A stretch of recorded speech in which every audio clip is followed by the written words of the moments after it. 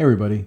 So today I went to Columbia University where a panel was being held ostensibly on the lessons of journalism in the era of Trump Russia. It was moderated by Keith Gesson, and the esteemed panelists included Jeffrey Toobin of The New Yorker and CNN, Ben Smith, the editor-in-chief of BuzzFeed, and Marcy Wheeler, who many of you may know as Empty Wheel on Twitter and on her blog. And Marcy is somebody who I've had many animated exchanges with online, and today was the first time we had one in person. And I just wanted to edit together something quickly on it for distribution now. So let me just tell you what I'm going to do. I'm going to put this in a couple separate parts. First, I am going to show what Marcy said at the very outset of the panel. So this was the first comment uttered by any panelists on the subject of collusion and whether Mueller investigated collusion. Now, if you listen to my prior podcast, published on Monday, with Benjamin Wittes, you'll see that despite our vast disagreements on many aspects of Trump Russia, he being far more aggressively, quote, pro-collusion than I've ever been, we nonetheless agreed that Mueller did, in fact, investigate collusion. Okay? So I'm going to take a clip from that and put it after Marcy's introductory remarks. Following that, I'm going to put a segment of the panel when Marcy gets into her, blockbuster decision to proactively and voluntarily go to the FBI and hand over a source because, I don't know, she gives her a rationale. You can see for yourself if it makes any sense. And then finally, I'm going to post my exchange with her during the Q&A session. The audio isn't the greatest quality. It's just me recording from my phone from somewhat nearby, but it's not going to be the greatest, so just bear with me. But I did want to get this out as quickly as possible. So here we go. I'm just going to get right to it. My first question is, what happened with the Mueller reports? Why? And I mean specifically Volume 1 with the collusion. Why did it not say what many of us thought it would say? Because it's not about collusion. Okay. Why did he not find... what do you mean? Well, I mean, and I was going to beat up Jeff about this because he's still using the word collusion. On May 20th... That's just the beginning. I know, we're going to beat each other up. On March 20th, 2017, Jim Comey said quite clearly, we're not investigating collusion. At that point, the use of the word collusion should have dropped on every side of the debate because collusion is not a crime. Collusion is a term of things that the Democrats want to say is coordination that clearly Roger Stone's optimization with WikiLeaks amounts to.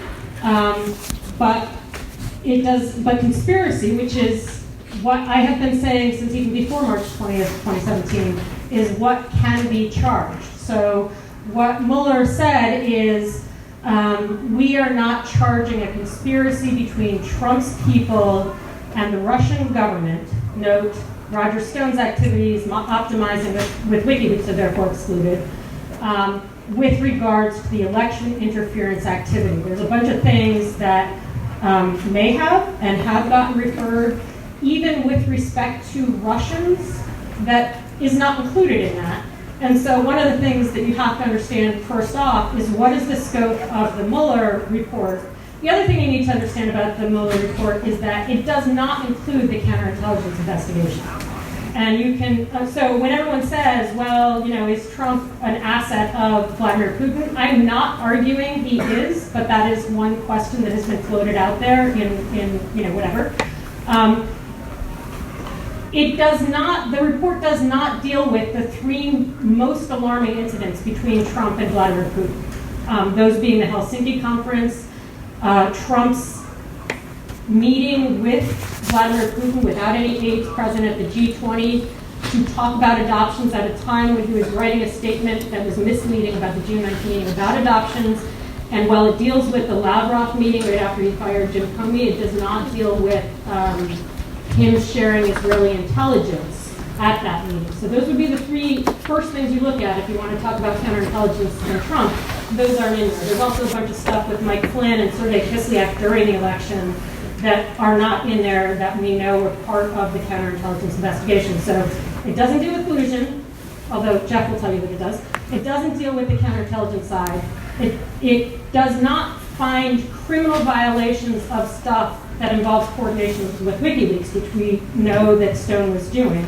And it does not involve stuff with Russia outside of the election interference activity. So it would not involve, for example, graft, which we know was investigated with Russians. And it would not involve election year activities with, for example, Psy Group, which is a Gulf group that would not then be part of the scope of a Russian interference investigation. All right, so let's get to this semantic discrepancy. And the word is collusion, right? So you've spoken about collusion in a colloquial sense, right, which is distinct from any legal, technical legal sense for the mere fact that the word collusion is not found in any federal criminal statutes, correct? Well, that's not how I would formulate the point. Well, let me just formulate it, because, which is just to say that you have now raised the possibility, or you've suggested that it's tenable to claim, and others at Lawfare have done the same. For example, Susan Hennessy, on your first podcast after the Mueller report, you asked her, what is your kind of top line takeaway? She said, quote, no conspiracy, lots of collusion. Mm-hmm. Is that? Do you agree with that as an apt summarization here? I certainly don't disagree with it. It's not the particular formulation that I would use. Okay, because there's a meme going around on people on the internet in particular, with people who are kind of trying to put their own spin on Mueller's report, the findings in Volume 1. Where they're insisting that Mueller just didn't technically investigate collusion, right?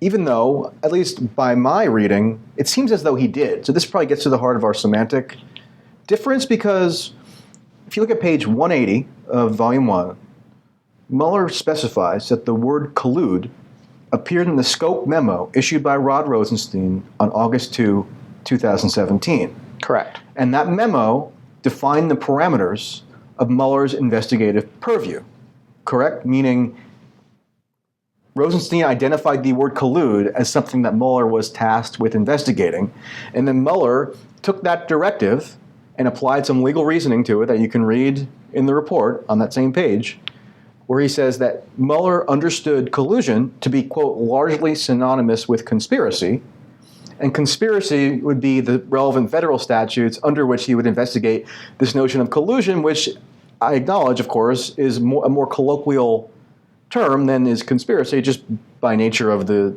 federal statutes. So, which all leads me to say, it does appear as though Mueller did investigate collusion. Am I wrong? No, you're not wrong. Marcy, you talk about your kind of approach to the story, using open sources. Do you want to ask that question first, or? Oh, and how about the FBI? Yeah. Yes. Because it's going to be asked. Okay. Sure. How did you? Well, maybe you can get there. Yeah, you have this great disclaimer on all your Russia stories. So why don't you tell folks who don't know what that is? I in 2017 went to the FBI with some information about something related to Mueller. I did not go to Mueller. To my knowledge, I've never spoken to a Mueller prosecutor in my life, but I know that some of it got moved on to Mueller. So the way in which I approach the story, my beat is kind of weird because I tend to cover stuff that involves redacted documents. I tend to cover cybersecurity, and I've got a lot of work in that field and some weird sources in that field. And I tend to cover legal cases. And I tend to be, I've got ties in certainly the Democratic Party. So that's where I was and I was a Bernie supporter in summer of 2016. So that's where I was in summer of 2016. My part on this story goes back well before that. In summer of 2016, I was floated an alternate theory for the DNC hack. And it's one that I think might actually be one of the stories that Russia was going to roll out, and it may in fact be partly true. So I was pitched that story by somebody, and I was chasing that story down. And at the same time, I was dealing with some other stuff that I was trying to understand. Also, at the same time, I had people who had very good firsthand, independent, not CrowdStrike, not Democrats, not DOJ, not FBI, confirmation that it was GRU that did the hack. And I had multiple of those over the course of this story. So I started out in summer of 2016 with several good reasons to doubt the public story that Russia had done the hack. And I spent until December of 2016 working, I wouldn't necessarily have covered the story except that I had these two things I was trying to chase down. And by December of 2016, I was fairly convinced that it was Russia that did the hack, because I had done a lot of reporting with people who knew firsthand that it was Russia that did the hack. And so at that point, it moved to a legal document. Sorry, do you mean Russians? It was GRU. You had your contacts in the GRU? No. No. As far as I know. But anyway, so that's where I was, and then it kind of moved to another part of my beat, and I kept covering it for a variety of different reasons, and I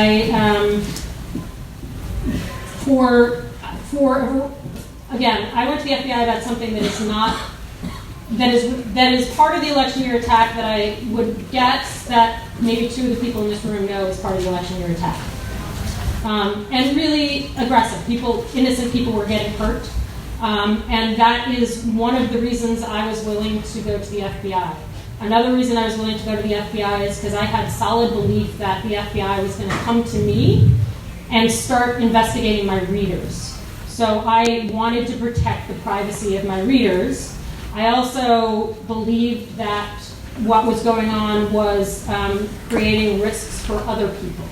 I think there are 5 reasons I've said publicly for why I went to the FBI. There are 3 that are private that are reasons why I went to the FBI. I went having consulted with lawyers, including some very good First Amendment lawyers. It was with their consultation that is why I went to the FBI and the way I went to the FBI, to protect other equities, including other sources and other journalists and my readers and yada, yada, yada. To anticipate a question that will come later, this person has nothing to do, at least on paper, with Trump. And this person, the thing that I went to the FBI about is not something that any of you will understand. It has to do, not 2 of you may, has to do with the election year attack. And therefore, those of you who understand the scope of the Mueller report will understand why it does not show up in the Mueller report as seen, and would be stuff that is ongoing investigation. Mr. President, was this somebody who was emailing you or okay, it's fine. Okay, great. Hi. I just want to say, when Marcy Wheeler states, as she did from the very outset of this panel, that Mueller somehow did not investigate collusion, or that collusion was not at issue in Volume 1 of the Mueller report, she's just flatly, demonstrably incorrect. And I was happy to have a podcast discussion actually with Benjamin Wittes from Lawfare. Do you have a question? Yeah, I do. I'm leading up to the question. Great. Who is much more bullish on this issue than I've ever been. And he agrees with me that if you look at page 180 of the report in Volume 1, Mueller states that he did in fact investigate collusion, and that was mandated to him by Rod Rosenstein, who had jurisdiction over the investigation and directed him to investigate collusion. And he said that he viewed collusion as largely synonymous with That's not conspiracy. What he viewed. So when you And state that's that, you're not just what 100% Rosenstein wrong. said. It is what he said. It is what he Here's said. your question, Marcy, are you 100%? Well, I would like her to respond to that falsehood, which she Sure. propagated at the Let's- outset of this let's talk discussion. about the And also introduction. she could discuss more of the ethical considerations around going to the FBI. She says she now has private reasons for doing so. I didn't take any formal journalism classes, but if I went to the cops or the FBI voluntarily and proactively to turn over what amounted to a source, that would raise various ethical considerations, which I think people at a journalism school would be concerned about. So maybe just reflect on that, considering this panel is ostensibly about the lessons of Russia and Anything else you want to get out? No, please, you want to get out how you don't believe that I was threatened, even though the cops and the FBI believe I was threatened? You haven't provided evidence for it. You claimed that on TV. You claimed that. No, I didn't. Can I just ask a version of that? Isn't this sort of conspiracy, collusion thing kind of semantics? Why is this important? It's important because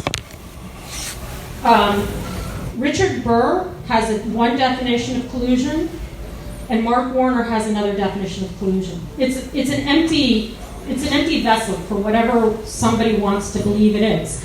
And as we've already laid out, there are political things that Trump did which are clearly wrong. There are legal things which he is innocent of. And there are intelligent things that we don't know what the intelligence community thinks about. And collusion is all three of those things. It is not a legal issue, though. And even in Rod Rosenstein, when he mentioned collusion, if you look at the structure of his say, go investigate collusion, he also said, go investigate these links. In both, he said, was a crime committed with collusion? Was a crime committed with these links with Russia? If you understand how parallelism works, you understand that he puts collusion in a non-legal status and says, go Robert Mueller, go figure out if this collusion is legally wrong. I understand that you have a yellow highlighter and you found the place where Mueller actually mentions collusion well into the report. What he says in that is, if I were dealing with collusion, which is about contract law, here's what it would get you to. But he makes it very clear, and he says it in two different places. This is not about collusion. This is about conspiracy and coordination, and this is how I defined it. And as I mentioned, Jim Comey mentioned that on March 20th, 2017, and anybody after that who missed that we were looking at conspiracy and coordination, I think was missing the legal boat.